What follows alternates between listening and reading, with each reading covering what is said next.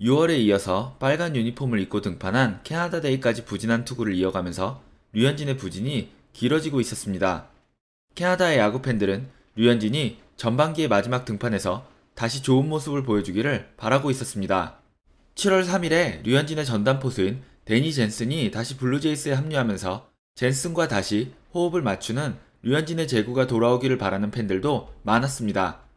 사실 이 경기가 있기 전 알렉 마노아의 SNS를 통해서 류현진 선수가 토론토의 선수들을 데리고 볼티모어 근교 엘리코 시티에 위치한 조선 화로라는 식당에 가서 밥을 사준 것이 알려졌습니다. 토론토로 이적해온 후로 계속해서 다저스에서 약속했던 코리안 바베큐를 사달라고 주장하고 있던 스트리플링을 포함해서 체도드, 마노아, 데니 젠슨이 류현진과 함께 식당에 간 것으로 알려졌습니다. 마노아가 공개한 식사가 나름 의미 있어 보이는 것은 류현진 선수가 이제는 선수들을 데리고 식사를 하러 다닐 정도로 마음의 안정을 찾은 것 같아 보였기 때문이었습니다. 마노아는 류현진을 우리 형이라고 부르고 있으며 최근 자신의 1일 1강을 고백하기도 했습니다. 정확하게 1강의 의미를 알고 이러는지는 모르겠지만 집 없이 떠돌면서 힘든 시간을 보내고 있는 토론토 선수들에게 메이저에 올라온 것이 마냥 행복하기만 한 긍정 에너지 가득한 마노아의 등장은 큰 자극이 되었을 겁니다. 실제로 시미언은 인터뷰를 통해서 마노아가 팀에 가져온 에너지가 엄청나다는 이야기를 했었습니다. 그리고 올스타 게임 전 마지막 선발 경기에서 마노아의 우리 형 류현진 선수는 드디어 우리가 알던 류현진의 모습을 보여주기 시작했습니다. 6월과 7월의 3승이 모두 볼티모어전이기 때문에 의미 없다고 생각하실 수도 있지만 중요한 것은 체인지업이 드디어 돌아왔다는 것입니다.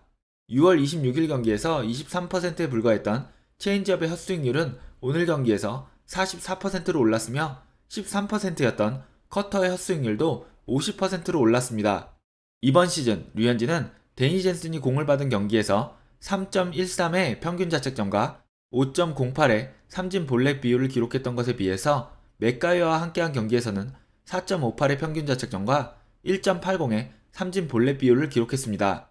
그리고 아담스와 함께한 경기에서는 4.50의 평균 자책점과 1.20의 삼진 볼넷 비율을 기록했습니다. 평균 자책점의 차이도 있지만 누가 포수를 보는지에 따라서 삼진 볼넷 비율에서 큰 차이를 보이고 있습니다. 아마도 이는 경기 중에도 여러 번 볼 배합을 바꾸는 것으로 알려진 류현진이 익숙한 데니 젠슨이 포수를 볼 때 더 편안함을 느끼는 것 같습니다. 토론토의 팬들은 자신들의 에이스가 본격적인 와일드카드 레이스가 시작될 후반기에 앞서서 다시 원래의 모습으로 돌아온 것에 기뻐했습니다.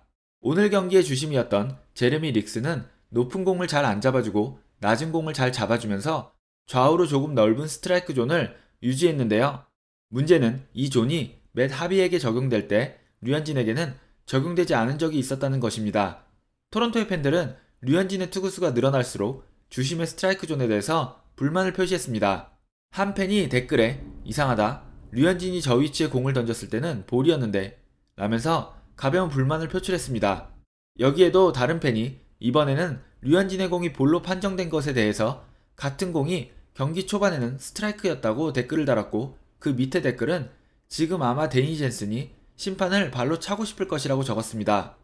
이번에는 데니 젠슨이 삼진을 당하자 그 공보다 더 스트라이크 존 안으로 들어왔던 류현진의 공은 볼 판정을 받았던 것에 대해서 한 팬이 데니 젠슨이 여기에 대해서 항의를 해야 한다고 적었습니다. 4회 맷 하비가 데니 젠슨에게 던진 5구는 스트라이크 존 바깥쪽으로 살짝 걸쳐서 들어왔습니다. 그리고 류현진이 마운트 캐슬에게 던진 체인지업은 같은 코스로 들어와서 공의 3분의 1이 스트라이크 존 안에 걸쳤지만 맷 하비의 공은 스트라이크 판정을, 류현진의 공은 볼 판정을 받았습니다. 라이언 맥케나에게 풀카운트에서 던진 포심도 스트라이크 존을 관통하면서 우타자인 맥케나의 안쪽 낮은 코너에 걸쳐서 들어왔지만 볼 판정을 받았고 이 경기 첫 볼넷이 되었습니다. 팬들은 이런 스트라이크 판정에 대해서 많은 아쉬움을 표현했습니다.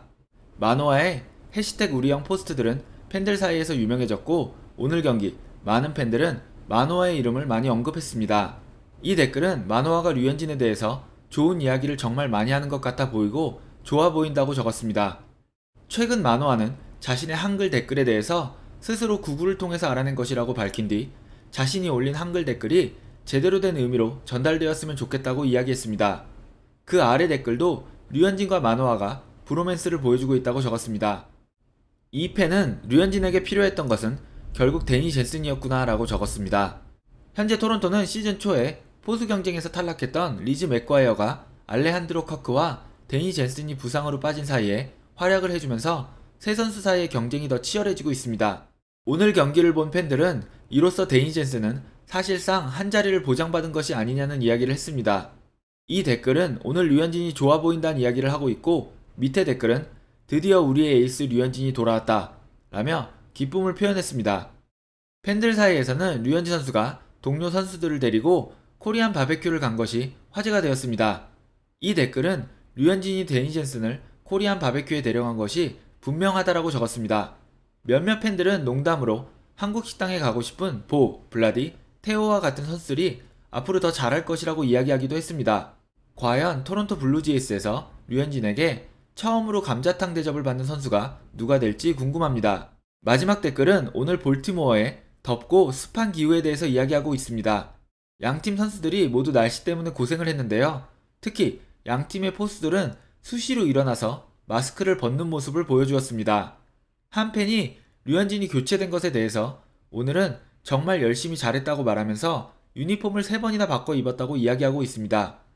정말 유니폼을 3번 바꾸어 입었는지 모르겠지만 매 이닝 마운드에 오른 류현진 선수의 유니폼이 땀에 젖어 있는 모습이 많이 보였습니다.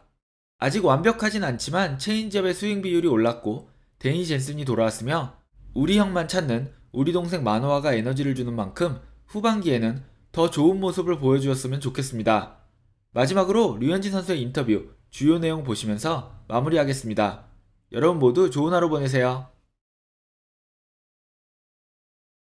재고랑 이런 게 전반적으로 요 근래 중에서는 그래도 가장 괜찮지 않았나 생각이 들고 뭐 체인지업도 몇 경기보다는 그래도 좋은 코스로 많이 나온 것 같아서 좋은 것 같아요. 아니 뭐 그런 특별히 그런 건 아니고 그냥 똑같이 했는데 오늘이 좀 좋았었던 것 같고 뭐 힘도 오늘이 좀 좋았었던 것 같고 뭐 다른 거는 뭐 크게 없었던 것 같아요. 땀이 굉장히 뭐 많이 나긴 했는데 이런 날도 있는 거고 추운 날도 있을 거고 당연히 선수가 적응해야 된다고 생각하고 이런 날 수분 보충 충분히 해주면서 하면은 괜찮은 것 같아요.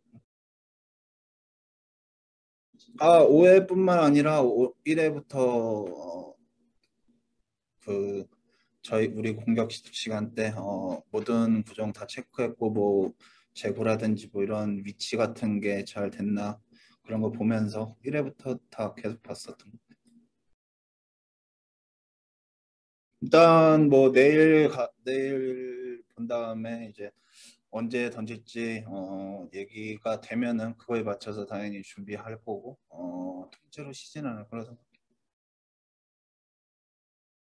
아니요, 다른 거 없고 똑같이 던졌었는데 요 몇 경기 체인지업 안 좋았을 때 좀 팔 각도가 좀 처지고면서 이런 게 있어가지고 좀 팔 각도를 세우면서 하려고 오늘 신경을 많이 썼는데 그게 좀 공 스피드가 다른 날보다 그것 때문에 좀 빠르게 나온 거지 뭐 다른 건 없었던 것 같아요.